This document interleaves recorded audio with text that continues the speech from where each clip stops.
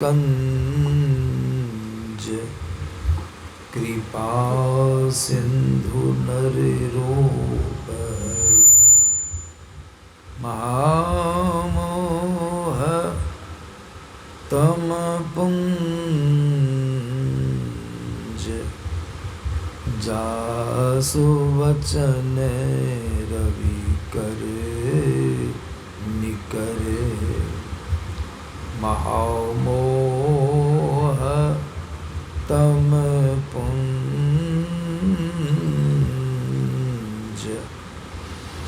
जासु वचन रवि करे। उपस्थित धर्म प्रेमी सज्जन वृंद तथा माताओं एवं बहनों,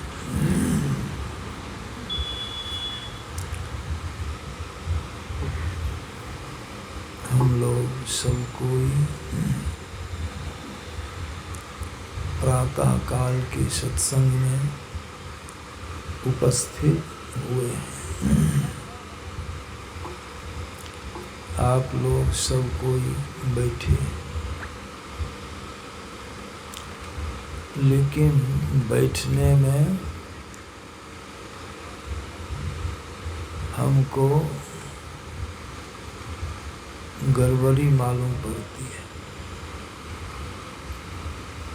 माता लोग आगे पुरुष, बीच में माता लोग और पीछे फिर पुरुष लोग, समझे ना?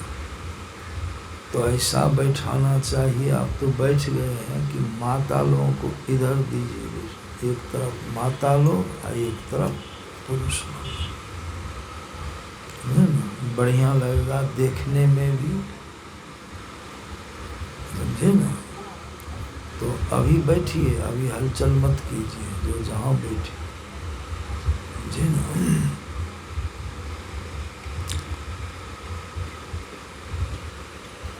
तो अभी के सत्संग में सत्संग की महिमा क्या पाठ हुआ है? ठीक, सत्संग की महिमा का पाठ हुआ है। कितनी महिमा है! जिनको जिनको सत्संग की महिमा मालूम पड़ी है, जो सत्संग से लाभान्वित हुए हैं, सत्संग करने से जिनका जिनका कल्याण हुआ है, तो वे पुरुष, वे लोग अपने मुख से सद्ग्रंथों में, शास्त्रों में, अपनी वाणी में उसकी चर्चा की है। अभी भी इस कलिकाल में जिनको सत्संग की महिमा दर्शी है, मालूम पड़ी है, तो वे लोग भी अपनी वाणी में इसको दर्शाए। सत्संग की कितनी महिमा है!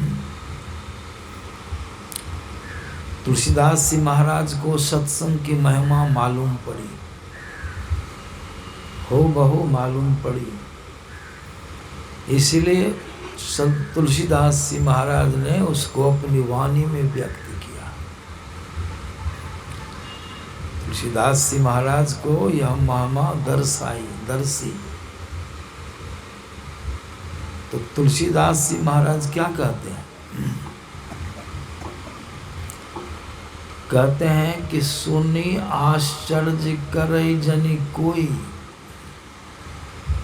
सत्संगति महिमा नहीं गोई।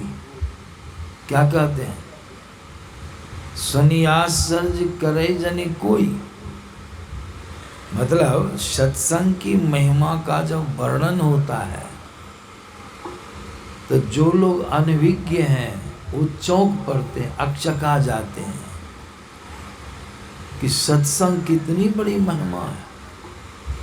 आश्चर्य में पड़ जाते हैं। विश्वास नहीं होता है। लेकिन देखिए तुलसीदास जी महाराज कहते हैं अकचकाइए नहीं, चौंकिए नहीं, सही में इसकी महिमा है। इसलिए उन्होंने कहा सुनी आश्चर्य करे जनी कोई, क्यों तो सत्संगति महिमा नहीं हुई, इसकी महिमा छिपी हुई नहीं, प्रकट। कैसे प्रकट है? तो कहते हैं वाल्मीकि नारद घट जोनी, निज निज मुखनि कही निज होनी, जलचर थलचर नभचर नाना, जे जड़ चेतन जीव जहाना, मति कीरति गति भूति भलाई, जब जही जतन जहाँ जही पाई, सो जानव सत्संग प्रभाव। देखिए लोक कहूँ वेद न आन उपाओ, लोक और वेद में सत्संग को छोड़ के इन सारी चीज़ों को प्राप्त करने का दूसरा कोई उपाय नहीं है। अब इसको समझना है। क्या कहते हैं? वाल्मीकि उदाहरण देते हैं तुलसीदास महाराज। सत्संग की महिमा किसके जीवन में प्रत्यक्ष हुआ? वाल्मीकि जी की। वाल्मीकि जी का पहला नाम क्या था? सबों को मालूम, रत्नाकर। रत्नाकर कौन था? वह 1 नंबर का डाकू था। सोच लीजिए, उसका नाम सुन के लोगों का हाड़ कांपता था। काम क्या था उसका? मनुष्य की हत्या करके उसकी सारी चीजों को छीन लेना। देखिए, छीन लेता। कितने की हत्या किया उसने, उसका वर्णन नहीं। कहिए कैसा था वो? प्रत्यक्ष जग जाहिर था। लेकिन ऐसा संजोग लगा कि नारद जी उसी मार्ग से गुजर रहे थे और रत्नाकर की पकड़ में आ गए नारद जी। कहा वाह महात्मा, पकड़े गए हो तुम, अब सोचो तुम्हारा क्या होगा। समझे ना? लेकिन नारद जी घबराए नहीं। बहुत तरह की बातें उनको कही। सब तरह से उसका जब कहना खत्म हो गया तो नारद बाबा क्या कहते? हे रत्नाकर, सुनो सुनो मेरी बातों को सुनो। तुम्हारी बातों को तो मैंने सुन ही लिया, अब मेरी बातों को सुनो। बहुत प्रेम से। असंतों की वाणी का प्रभाव होता, असर होता है, उसमें वजन होता है। भक्ति का, सदाचार का, समझे न, शिष्टाचार का उनकी वाणी में असर होता है। त्याग का असर होता है। कितने बड़े त्यागी थे नारद जी। कहते हैं रत्नाकर, यह जो तुम कर्म करते हो, हिंसात्मक कर्म करते हो, छीना छोड़ी करते हो, कहो अरे इससे लेके अपने परिवार का तुम लालन पालन करते हो, यह कुकर्म है, बढ़िया काम नहीं है। और इस कर्म का फल भोगने का जब समय आएगा तो तुमको कितना भोगना पड़ेगा ये तुम सोच लो। कहा क्षण सुख लाग जन्म शत कोटि, एक क्षण सुख प्राप्त करने के लिए इतने सैकड़ों जन्म तुम्हारा बर्बाद होगा रत्नाकर। समझा? जितना सुख अभी समझते हो, काय गुना अधिक उसका दुख तुमको भोगना पड़ेगा। और यह जान लो, यह कर्म तुम करते हो, लेकिन लालन पालन सबों का होता है। तुम्हारे परिवार में जितने सदस्य हैं सब कोई खाते हैं, पीते हैं, सुख से रहते हैं, मौज करते हैं घर में, और तुम देखो यहाँ जंगल में रह के क्या कर्म करते हो। कितने मनुष्य की हत्या की है, सोचो। कितने का धन छीने हो, कितने की आत्माओं को तुम कष्ट पहुंचाए हो रत्नाकर, सोचो। और अपने परिवार को सुखी बनाना चाहते हो, तुम्हारा परिवार का सब सदस्य घर में आराम से रहता है और तुम इस जंगल में, तो क्या दशा है तुम्हारी। और सब का हिस्सा खाता है, सब सुख भोगता है, सब आराम से रहता है सब, लेकिन सब का दुख भोगना पड़ेगा, स्वलहनी दुख। तुम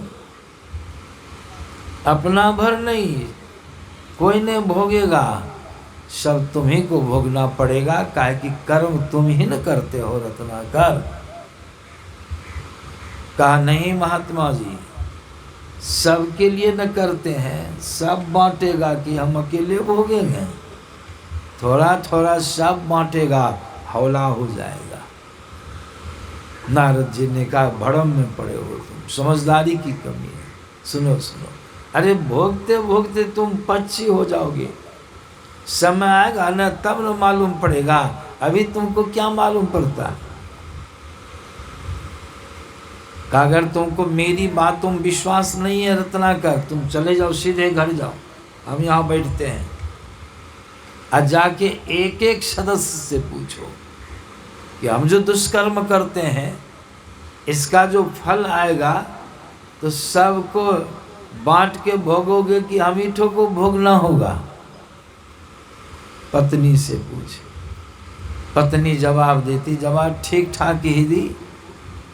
कहती है मेरे संपूर्ण जीवन का भार तो आप ही उठाए हैं ना, मैं आपकी अर्धांगिनी पत्नी हूँ, मेरा लालन पालन करने का भार, खिलाने पिलाने पहलाने और रहने सहने का सारा दायित्व तो आप ही ने लिए हैं।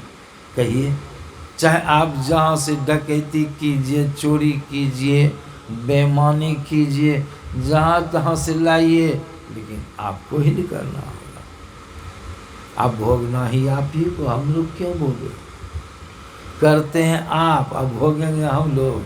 तो हम सुने हैं खरोटी जवाब पत्नी देगी, समझे ना। करना तो आपको है, चाहे जैसे कीजिए, तो भोगिएगा आप ही ना। तो हम लोग तो चोरी चपाटी नहीं करते, हिंसात्मक कर्म करते हैं आप, आपको इसलिए जवाबदेही हम लोगों की आप ही के सर पर।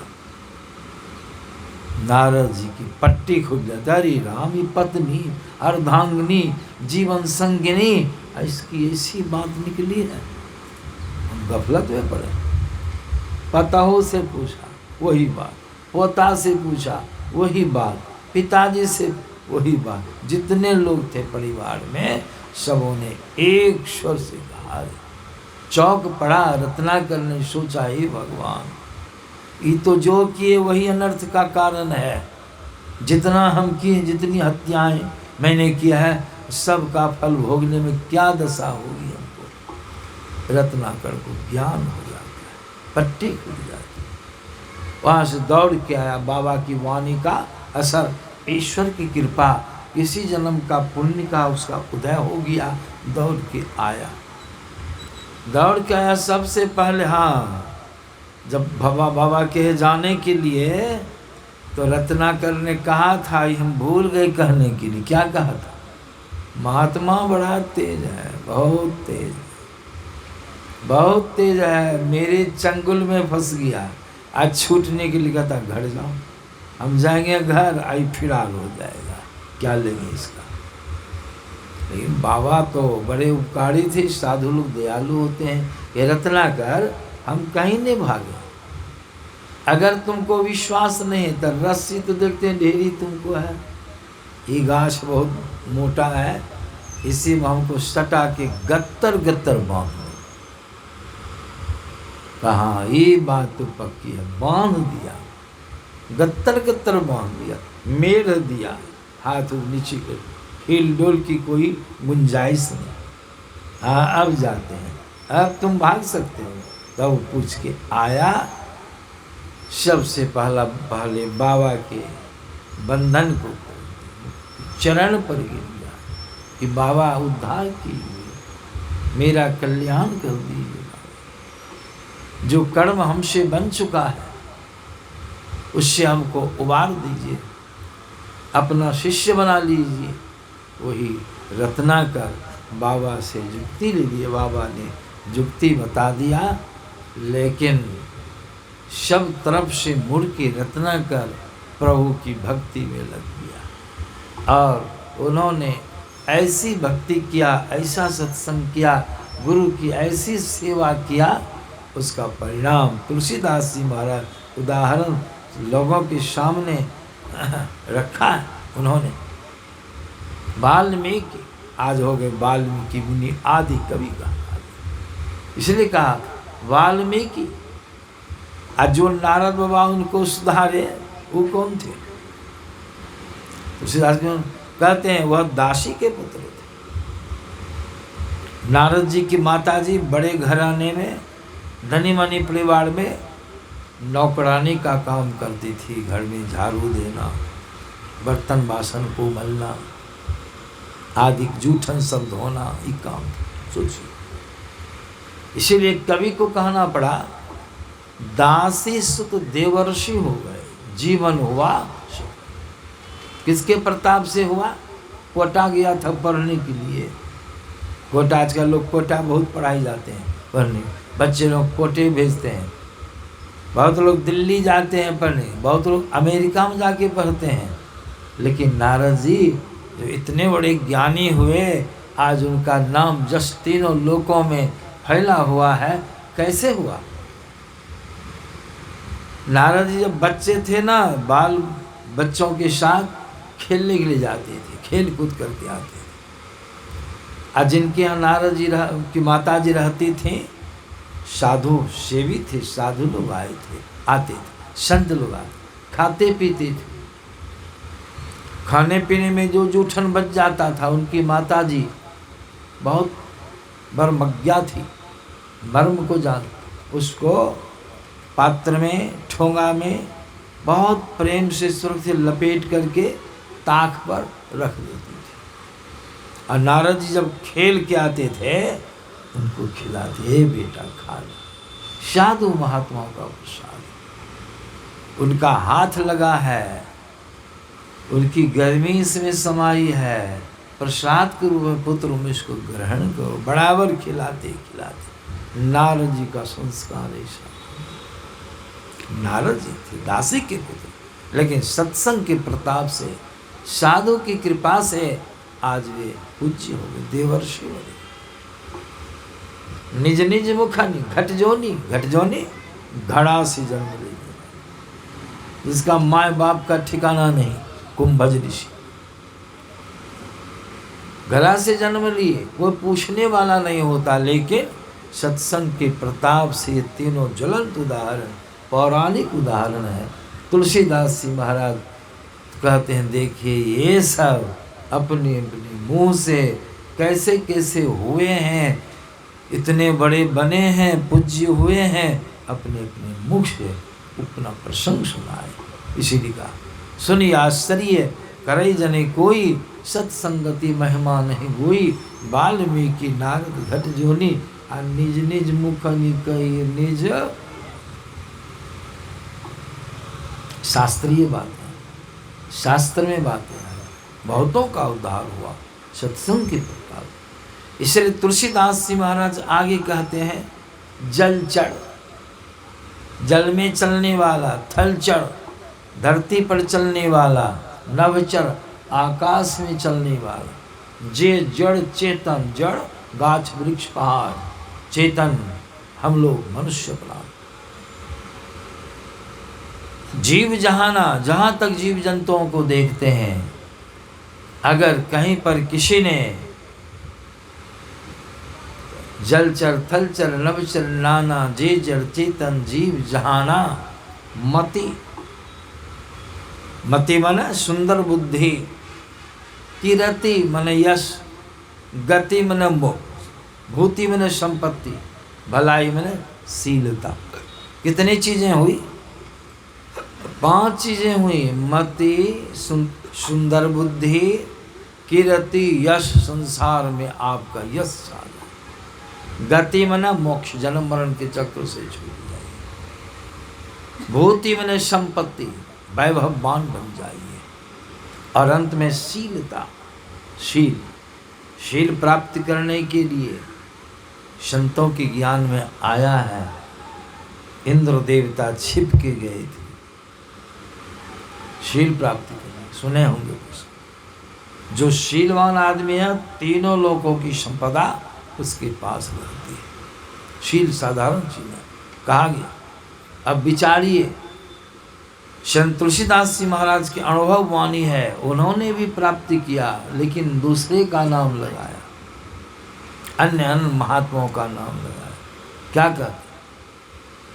मति की रति गति भूति भलाई, जब जही जतन जहाँ जही पाई, सो जानब सत्संग। जब जही जतन, जब कभी भी जिस किसी जतन से, जिस किसी आदमी ने इन पांचों चीज़ों को प्राप्त किया है, जब जही जतन जहाँ जही पाई, पता लगा लीजिए, सो जानव सत्संग प्रभाव।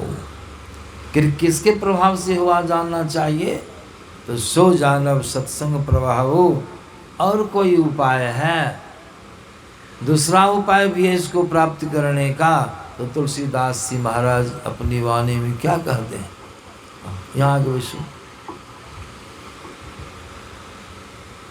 तो तुलसीदास जी महाराज कहते हैं, सो जानव सत्संग प्रभाव, आलोक हो वेद न आन। लोक और वेद में इसके मिलने का दूसरा उपाय है।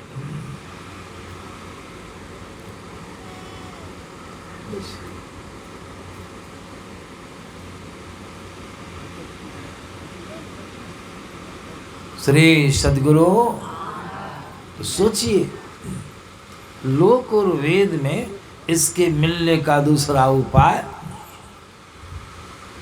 लोक में और वेद में कितने वेद हैं? मुख्य रूप से 4 वेद हैं। तुलसीदास जी महाराज ने सबों का अध्ययन किया, इसलिए उन्होंने कहा लोक हो वेद न आन। लोक और वेद में इसके मिलने का दूसरा उपाय। भगत से, भगत भी लोग करते हैं ना, हम लोग के यहाँ भी भगत होता है, और उसमें आप गौर से जाके सुनिएगा, मैं बराबर सुनाता हूँ। उसमें लोग क्या करते हैं, गाते हैं, पंजियार लोग सुने होंगे, मैं स्मरण दिलाता हूँ। संत सरोवर गंग जल, ताहि पखारो अंग, अशुद्ध या निर्मल भई, अनित साधुन के। कहाँ की महत्ता दे रहे हैं? ऐसा नहीं कहते हैं, संत सरोवर गंग जल, ताहि पखाड़ो अंग, अशुद्ध या निर्मल भई, नित भगत में। ऐसा बोलते हैं, शुद्ध या निर्मल भई साधुन के। उसमें कभी कभी हम सुनते हैं गौर से, एक शब्द लोग बोलते हैं, हो निरायजोन। निरायजोन भगत भी बढ़िया चीज है, भगत भी खराब चीज नहीं है।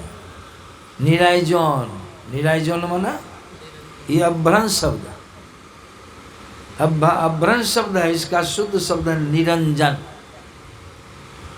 और निरंजन का संधि विच्छेद कर दीजिए तो क्या होगा? नीह जोड़ अंजन बराबर निरंजन। निह मन नहीं, अंजन मन माया। निह मन नहीं, अंजन मन माया। माया रहित कौन है? ईश्वर।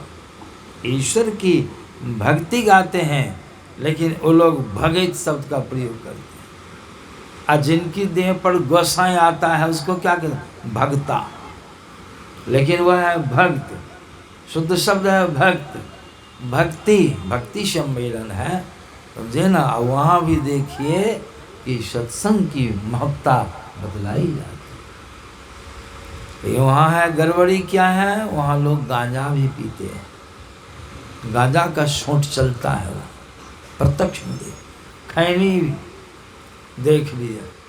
अब गोसाई माना नहीं बुझे, गोसाई गोसाई का शुद्ध रूप क्या हुआ? गोस्वामी। गोस्वामी, गो मने इंद्रिय, स्वामी ने मालिक। जो इंद्रियों को जीत लिए हैं वो गोसाई। और देह पर आते हैं, खेलते हैं, देखते हैं प्रत्यक्ष में खेलते हैं। गोसाई नहीं आते, गोसाई का भाव जग जाता है।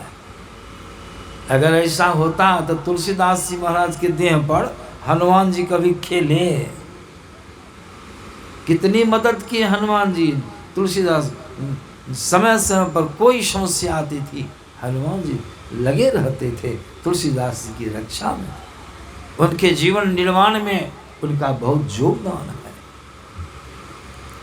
तुलसीदास जी महाराज, हनुमान जी राम के परम भक्त, लेकिन कभी देखें कि तुलसीदास जी महाराज की देह पर राम भगवान खेले हैं? हनुमान जी के देह पर सुने हैं? नहीं। बड़ी बड़ी बातें हैं। तुलसीदास जी महाराज की वाणी में आया है, राम के परम भक्त थे। निर्गुण सद्गुण दोनों दर्शन, और निर्गुण सद्गुण के पड़े का भी दर्शन। सद्गुण दर्शन हुआ था भगवान का कहाँ में? तुलसीदास जी महाराज को चित्रकूट के घाट पर भाई संतन की भीड़, तुलसीदास संदन घिसे तिलक करे रघुवीर। निर्गुण दर्शन हुआ, अंदर में उन्होंने साधना किया, ध्यान किया, अंदर में भगवान का दर्शन हुआ। वहाँ भी उन्होंने वर्णन किया, पड़ी हरि हृदय कमल रघुनाथ ही, लेकिन मैं बाहर फिरत विकल भयधाई। है अंदर में, खोजते थे तुमको। कितनी बड़ी चीज है सत्संग, साधारण चीज है।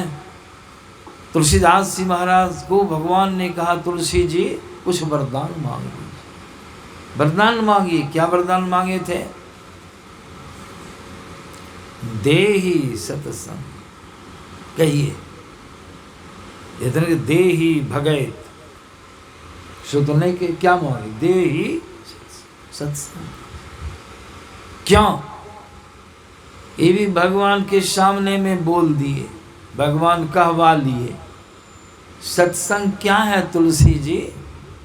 तो तुलसी जी लगे हाथ, तुलसी जी महाराज क्या कहते हैं? तुलसीदास जी, निज अंग। निज अंग, निज मन आपका अपना अंग मन शरीर। इससे बढ़ के क्या होगा? कहिए। विश्वास होगा तब ना हम लोग का मजबूत। यह सत्संग क्या है? निज अंग है, प्रभु का अंग है, प्रभु का शरीर। देहि सत्संग निज अंग, श्रीरंग भवभंग। ये ख्याल रखिए। तुलसीदास जी महाराज भवभंग, भवभंग माने क्या हुआ? भवभंग संसार के सारे क्लेशों को, दुखों को नष्ट करने वाला अगर कोई चीज है, कोई चीज है तो नष्ट करने वाली कोई चीज है, वो सत्संग। ख्याल रखिए। यह सत्संग साधारण सिर्फ कहने सुनने के लिए नहीं है। बिना कहे सुन नहीं सकिएगा। कहना सुनना जरूरी है, लेकिन इतने भर रह जाने से नहीं होगा। कि कितनी बड़ी चीज है सो जानिए कि जन्म और मरण का चक्र जो चल रहा है, जिसमें जीव हम और आप पिसा रहे हैं, ये जन्म मरण के चक्र से उबारने वाली अगर कुछ है साधन, वह सत्संग। अभी तो समय कम है, दोपहर में सुनाऊंगा जन्मने मरने में कितना कष्ट आपको भोगना पड़ा है, अब भोगना पड़ेगा। कितना दुख भोगना पड़ेगा उसका वर्णन नहीं है। इसीलिए संतों के ज्ञान में आया है, जन्मत मरत दुस्सह दुख होई। दुस्सह माने ऐसा दुख होगा जिस दुख को आप सह नहीं सकते। दुस्सह ऐसे को हमारे गुरु महाराज की वाणी में लोग रोज गाते हैं ना, आवागमन सम दुख दूजा, है नहीं जग में कोई, इसके निवारण के लिए आप प्रभु भक्ति करनी। आवागमन से बढ़ के कोई दुख नहीं है, सब दुख की जड़ यही है। इसको दूर करने वाला अगर है सत्संग। इधर तुलसीदास जी महाराज की वाणी सुने और संतों की वाणी को सुने। साक्षात राम भगवान जिनकी जिनका पूजन अर्चन आप करते हैं, भगवान का नाम लेते हैं, जय श्री राम, जय श्री राम, जय हनुमान, संकट मोचन कृपा निधान, बराबर गाते हैं, हम सुनते हैं। वो भगवान क्या कहते हैं? जब सनकादिक मुनियों से दरस परस हुआ तो भगवान कहते हैं, बड़े भाग्य पाइए सत्संगा, बिना ही प्रयास हो ही भव भंगा। ऊपर उठा के रखो उसको। बिना ही प्रयास हो ही भव भंगा, बड़े भाग्य पाइए सत्संगा, बड़ा भाग्य से सत्संग प्राप्त। सोचिए, आई मिल जाएगा आपको मन से, वचन से, कर्म से। अगर सत्संग को कोई धारण करेगा तो यह सत्संग उसका कल्याण ही कर देगा।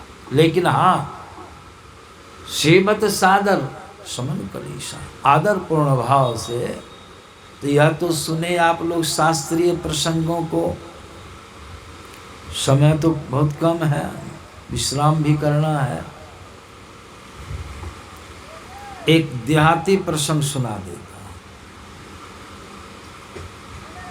एक सेठ जी थे, उसको सत्संग से बड़ी एलर्जी थी, बड़ी घृणा थी। देखिए, और सब चीज बड़ा बढ़िया, कहीं सत्संग हो तो उसको बड़ी दिक्कत हो, बड़ी दिक्कत। बड़े धनी मन सेठ जी थे, कहना ही क्या, धन दौलत में कमी। कहीं सत्संग करे कोई, उसको बहुत कष्ट हो जाता। संजोग ऐसा लगा, उसके गांव का एक आदमी माला उठा लिया बड़ा सत्संग का, कि जैसे यहाँ आप लोग उठाए, हमारे ये पलटू बाबा ने फोन किया हम कि ना, आज का समय था मेरा विश्राम का, आश्रम पर रहने का। 2-3 दिन निकाले थे समय, इन्होंने फ़ोन किया तो नए उनकी बात पर ज़रूर सत्संग जाना चाहिए। इस समय को बना दिए, समय आ गया यहाँ। उसी तरह से वो सत्संगी सत्संग की माला उठा। जब समय निकट आया, प्रचार हुआ। अब सेठ जी को बड़ी परेशानी, हे भगवान हम क्या करें? इधर 2 दिनों तक सत्संग होगा, बड़का सत्संग, आ गांव के हम प्रतिष्ठित आदमी हैं, आज जो सत्संग में नहीं जाएंगे तो लोग हमको दूसेगा, आ सत्संग से हमको बड़ी एलर्जी। गांव में रहें और सत्संग में नहीं जाएं तो गांव में मर्यादा समाप्त, लोग दूसेंगे। लाजे पाथे जाना होगा, लेकिन हमको जाने में अच्छा नहीं लगता है। गांव छोड़ के बाहर भी चला जाऊं तो कारोबार जो चल रहा है, कारखाना सब बंद। सेठ जी ने सोच लिया क्या करें, काम रोजगार भी चले, गांव में भी रहूं और सत्संग में भी नहीं जाऊं। इसके लिए बड़ा सुंदर उन्होंने जुगाड़ सोचा। अच्छा, दुकान पर उधर कर्मचारी लोग करेगा, निवास स्थल का घर है यह, यहाँ जो हम घड़े में रहेंगे, बाहर नहीं निकलेंगे 2 दिनों तक, फाटक बंद रहेगा, अंदर ही अंदर ही सब काम करेंगे। अब पहले तो शौचालय का प्रबंध नहीं था, का बाड़िए में खदा खोल के काम चला। पहले सब लोग बहिहारे जाते थे। सारा प्रबंध सेठ जी सोच विचार के बाड़ी में, पत्नी से नहीं बताए खुलासा। सत्संग शुरू हो गया, भोरका हुआ जैसे यहाँ हुआ। सेठ जी फाटक बंद कर दिए। गण्यमान लोग सब झुंड के झुंड जा रहे हैं सत्संग में, लेकिन सेठ जी क्या करते, घर से एक छिद्र हो के झांकते थे, हुलक हुलक के देखते थे। छिद्र थोड़ा बड़ा था, देखें कौन सब आदमी जा रहे हैं, तब जाए तो गण्यमान लोग, छोटे बड़े अमीर गरीब, झुंड की झुंड। अब कोई आदमी इधर मुंह घुमावे सेठ जी की घर की तरफ, देखें तो सेठ जी हैं कि नहीं, गए हैं कि नहीं, इनको तो सत्संग से बड़ी एलर्जी है। इधर ताके से नीचे बैठ गए, बुड़की से कोई देखे नहीं कि सेठ जी घड़ी में है। भोर का सत्संग हो गया, दोपहर का होना था। सेठाइन जो सेठ जी की सारी लीला को देखे, सेठाइन के मन में हुआ आखिर ये तो मर्द हैं, जनानी तो है नहीं, घर में छिप के क्यों है? सत्संग है तो द्वारे पर बैठते, और छिद्र हो के हुलक हुलक के लोगों को देखते हैं, आज जो कोई इधर मुँह घुमाता तो बैठ जाते हैं। सेठाइन को बहुत खराब लगा। अच्छा, भोर का सत्संग होने दी। आज जब दोपहर वाला सत्संग आरंभ हुआ, फिर सेठ जी वैसे ही करने लगे। सत्संग शुरू हो गया, बहुत लोग जुटे थे सत्संग में। अब सेठाइन शेर जी के निकट आके जो हुलक हुलक के देखते थे दोपहर में, सेठाइन पूछती, आप तो मर्द हैं, जनानी तो है नहीं। जनानी को रहना हवेली में, आप मर्द हो के आपको द्वार देरी पर रहना चाहिए, तो जनानी की तरफ यहाँ बैठे हैं और हुलक हुलक के लोगों को देखते हैं। आप कोई इधर देखता तो आप झुक के बैठ जाते हैं, सो क्यों? लेकिन बोलने में बहुत मुँहजोड़ थी। मुँहजोड़ माना चिकड़ के बोलने वाली थी। इतनी चिल्ला चिल्ला के बोली ना जोर से, सेठ जी डर गए। सेठ जी को वहाँ की आवाज़ तो वहाँ तक चली जाएगी, सड़क तक आवाज़ जाएगी, हमारे विषय में सुनेंगे लोग तो बुझेंगे घड़े में है, वो घड़े में घपचा हुआ है, छिपा हुआ है। सेठाइन का मुँह रोकी से भला माने, वो चिल्ला के हाथ हटा देती। सेठ जी सोचने लगे कि बाड़िए भाग जाता हूँ, चिकड़ वो करी तो बाड़िए में ना। उठ के जब चलने लगे तो सेठाइन पकड़ ली। शरीर बल में भी सेठ जी से अधिक थी सेठाइन। सेठ जी को थमने नहीं दी। वो जो भागने लगे ना, धक्का दे के आगे करने लगे, चलिए बाहर सत्संग में। झिट्टी मार के सेठ जी उधर निकल गए। लेकिन अब पहुंचा पकड़, आप पहुंचा जब पकड़ ली तो घिंचते घिंचते सेठ जी को कोठली के बाहर। सेठ जी का कुछ नहीं चला। अब वहाँ तो सैकड़ों लोग जुटे, हजारों लोग बैठे हैं, यहाँ सीधे झलक रहा है। अब बाबा तो मंच पर थे। सेठ जी ने समझ लिया कि जब यहाँ तक खींच के हमको ले आई तो सत्संग तक भी खींच के ले जाने में कोई हर्ज है क्या? ये वहाँ भी ले जाएगी, लोग देखेंगे तो क्या कहेंगे। सेठ जी घर में ही थे, पत्नी धकियाई मुखियाई घींच तिरकी तो सत्संग में आए हैं, बड़ी प्रतिष्ठा में बट्टा लग जाएगा। अब देखिए सेठ जी तैयार हो गए, तैयार। अच्छा देखो एक काम करो, अब हमको छोड़ दो, तुम्हारी बात को मैं मान के जाता हूँ। और बेचारी लग ही गई, जाइएगा ना? हाँ हाँ जा रहा, तो निकलिए जल्दी, यहीं से निकलिए, सत्संग शुरू है। सेठ जी कहते हैं एक बात मेरी मानो, हम जाएंगे जरूर, लेकिन तुम जो घिस्तिर की है, धकियाई मुखियाई है, बहुत लोग तो नहीं देखे, लेकिन महात्मा जी बाबा जो हो तो जरूर देख लियो, मंच पर बैठे हैं। आज जैसे मैं जाऊँ, अब माइक को आगे में है, आ कहीं बोल दें कि ओ सेठ जी पत्नी धकेलक मुकेलक तब अलिए न, क्या दशा। थोड़ा मैं हिसाब किताब से जाऊंगा, पीछे होके जाऊंगा, एक भट में चुपचाप बैठ सुन के आ जाऊँ। सेठाइन कहती है कि पति हैं, बेसी दबाव देना भी ठीक नहीं है, बेसी प्रताड़ित करना भी ठीक है। अच्छा जाइए, कपड़ा लता पहने आ जा करके पिछुती बहुत दूर घूम के आई, आप पीछे में बैठने वाले बैठ रहे हैं, लेकिन कहा गया है कि चोर के दाढ़ी में तिनका। सेठ जी के मन में बात खटक रही को हो न हो, बाबा देख लिए कहीं टोकिए दें वहीं से। तो सेठ जी किसी प्रकार अब बैठने के लिए जा रहे, ठेहुना मोड़े हैं, झुके हैं, और वही बात मन में खटक रही है। भगवान से प्रार्थना करते हैं, वो बात नहीं बाबा बोले तो अच्छा रहेगा। लेकिन संजोग देखिए कैसा था, बाबा में एक आदत थी, 30 मिनटों तक जब प्रवचन करते थे तो तरातर 3 बातें मैथिली में ठेठी शब्द उनके मुंह से निकलती थी, 3 बातें। और फिर प्रवचन पकड़ लेते थे।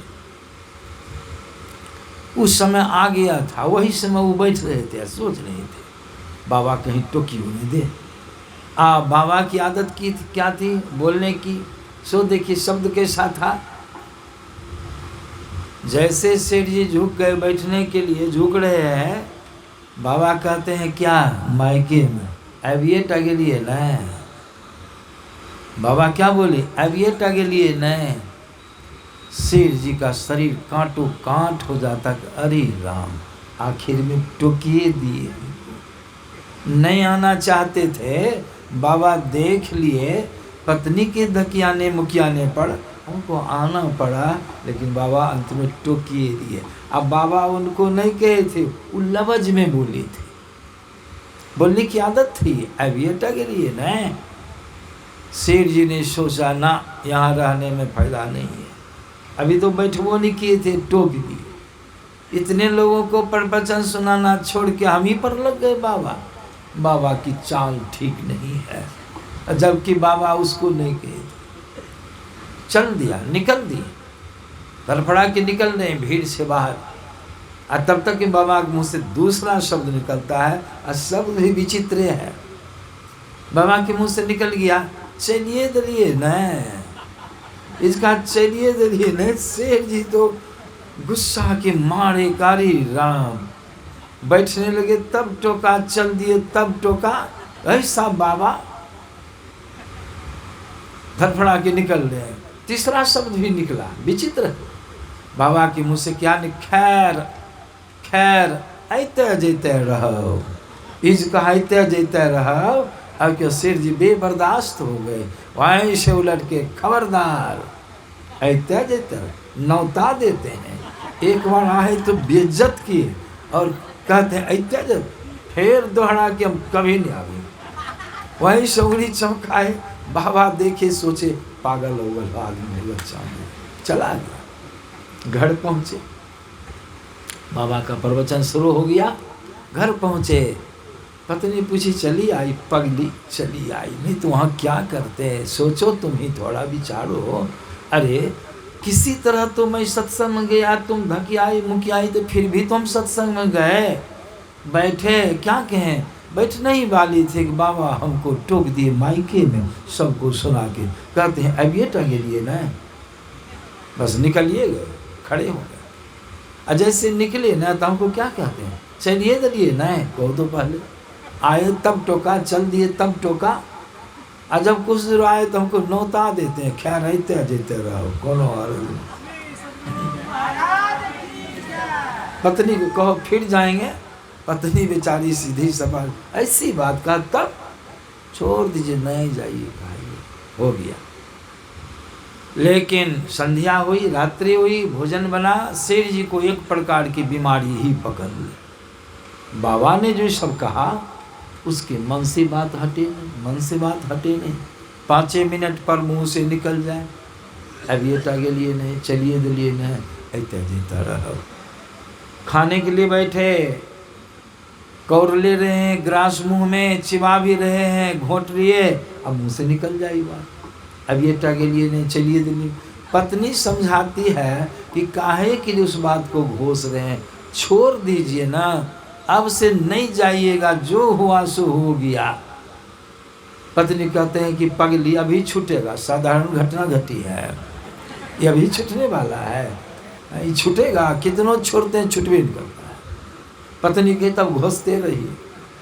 खा पी गए, रात में सुते कोठली में, यही बात, तीनों बात 5 मिनट पर मुंह से, 5 मिनट पर मुंह से निकले। अमावस्या की रात्रि थी, 15 चौड़ाया सपड़ करके सेंध मारा पीछे, सेठे जी की कोठरी निकला। चोर में है, 15 की संख्या में था वो लोग, कोई घुसना नहीं चाहे, उके तुम घुसो, उके तुम घुसो, कि घुसना कठिन होता है, सुना हो, कठिन घुसना कठिन होता है। एक सज्जन, एक चोर घुस रहा था, पाँव में पहले घुस आता है, और जगाड़ हो गया, घर में कुदाली रखी हुई था, एक महिला हमारी तरफ, जैसे पाँव ऐसे ऐसे किया, मारा ऐसी कुदारी के पाँव में काट दिया, फिर भी निकल के भाग गया चोरवा, पौड़ा गया है। तो घुसना कठिन है, कोई नहीं घुसना चाहे। सरदार जब एक को डपटा धोपा तो वो घुसा, बहुत कहने पर घुसा तो सिंध के बाहर निकला, ठेहुनिया पाड़ के कुब्बी लगा के, जैसे बैल सब रहता से तजबीज कर रहा था। अनरिया रात, सनसनाहट छाई थी, चढ़वा इधर उधर तजबीज कर रहा है। उसको क्या मालूम, शेर जी पलंग पर है, अब 5 मिनट पर बीमारी धरी है उसको।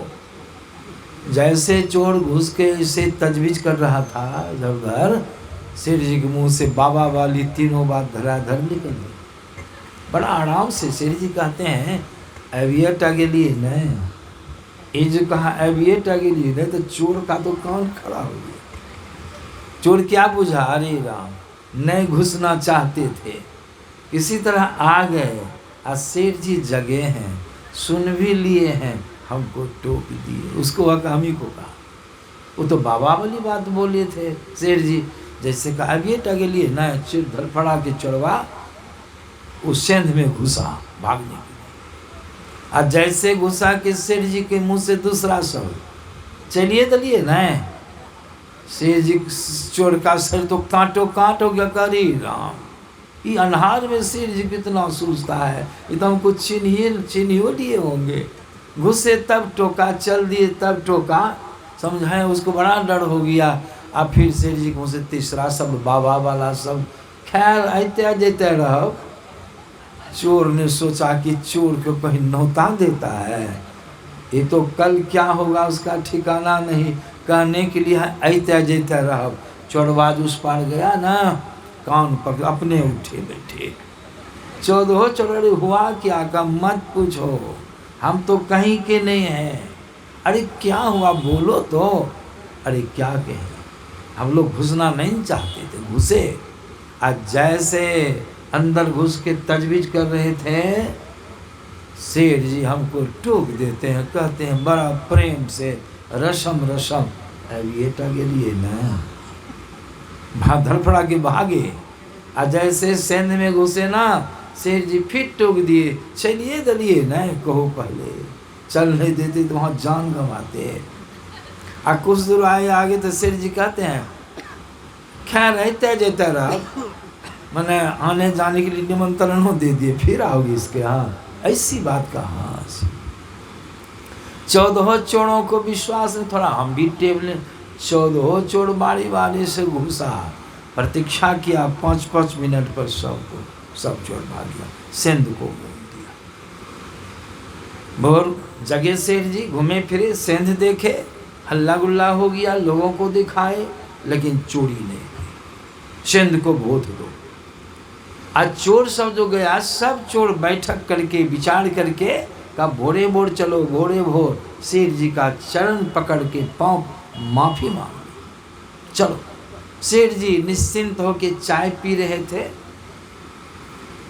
15 चोर आ गया, हाथ जोड़ के, मालिक माफ कर दीजिए हम लोगों के अपराध को। शेर जी तो कुछ मालूम ही नहीं था, क्या अपराध किए, खुलासा बोलो ना, आप तो सब कुछ बुझवे करते हैं, अब तैयो आप कहते खुलासा करो। हम ही लोग ने रात में थे, यही न घुसा था पहले, आप नहीं कहे थे, टोक नहीं दिए थे, अब ये टागे लिए न, यही था, चल दिए तब टोके, अनौता भी दिए हैं, ऐता जीता रहा, लेकिन कभी ना माफ कर दी। शेर जी की तो हालत ऐसी हो गई, अरे राम, ये तो यही सब चोर था, ये तो बाबा की 3 बात जो हाँ सुने थे, उसी के प्रभाव से मेरे मुंह से निकला, तब ना इस सब चोरी नहीं किया। अरे राम, इतना प्रभाव सत्संग का। शेर जी की मन में आया, सब चोरों का खबरदार, फिर कभी आओगे मेरे यहाँ? कभी नहीं सरकार, कभी नहीं, हालांकि आप तो नौतो दिए हैं, ऐता जेता रहो, कभी नहीं कि जाओ, सबको मना कर देना, सब चोर के झुंड को कह देना, हालत खराब हो जाएगी। तो चोर भाग गया, सेठ जी पत्नी को बुलाए, सारी बातें पत्नी से कह के सुनाए। पत्नी कहती है तब देखिए का आज जल्दी कपड़ा लत्ता ठीक करो, आज हम जाके अगत्तरे सत्संग बैठेंगे। 3 शब्द बाबा का सुन लिए, घुसते घुसते इतना फायदा हुआ, और सुनेंगे कितना फायदा। सेठ जी आ गए आगवे में, जैसे सत्संगी लोग को दे पालथी मार के बैठे, एकदम बहुत प्रेम पूर्ण भाव से बाबा का प्रवचन आरंभ हुआ, समझे। और वही बीमारी थी बाबा में। 30 मिनट जब प्रवचन पूर्ण हुआ, सेठ जी खूब सुने, तो बाबा को तो बीमारी थी। फिर वही शब्द निकल गया, बाबा को से क्या निकला, अब ये टके लिए नहीं।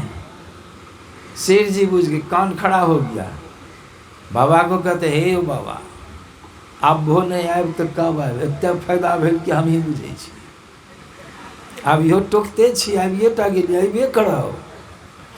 बाबा गोवा किस आदमी है।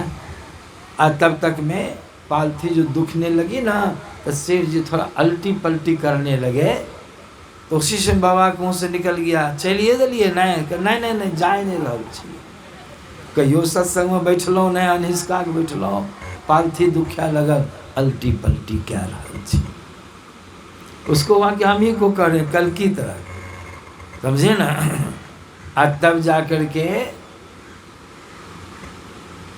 बाबा अंत में कहते हैं खैर रहते जैते रहो। सेठ जी उठ के खड़े हो गए कि बाबा उस दिन तो आप निमंत्रण हमको दे ही दिए हैं, अब निमंत्रण देने की जरूरी नहीं है, सत्संग का प्रभाव हमको मालूम पड़ गया है बाबा, अब हम जहाँ जहाँ देखिएगा आगे में ही हमको देखिएगा बाबा।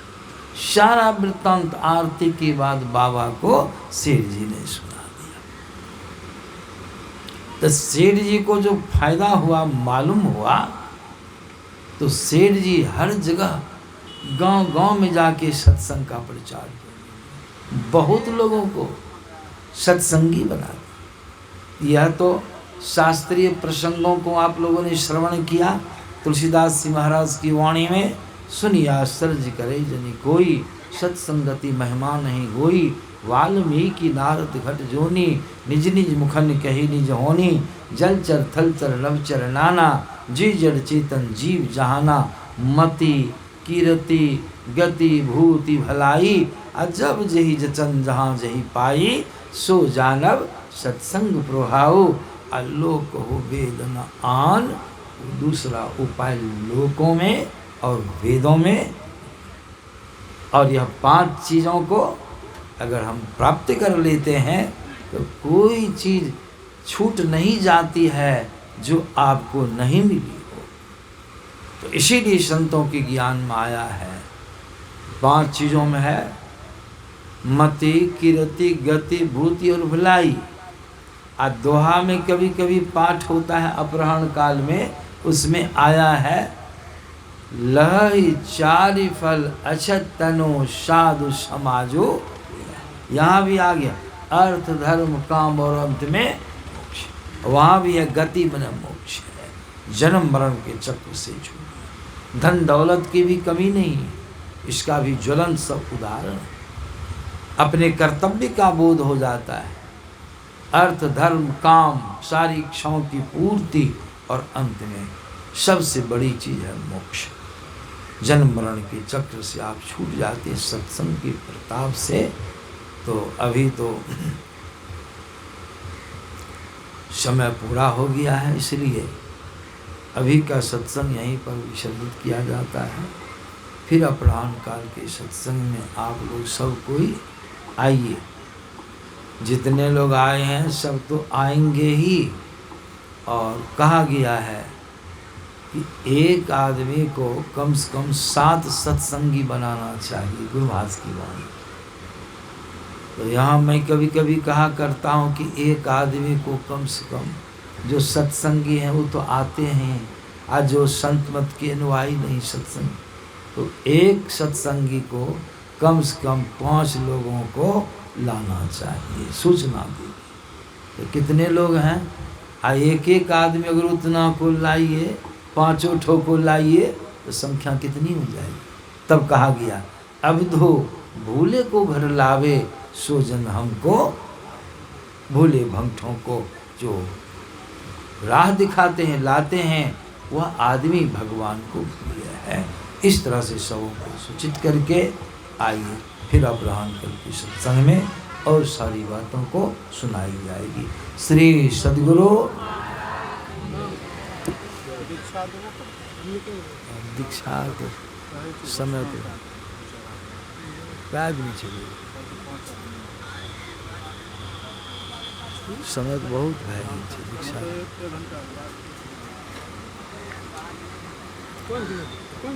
दीक्षा कौन दिन छे जहन विचार दीक्षा दे दी किए ते आओ आरती की करू समय तो 10 बज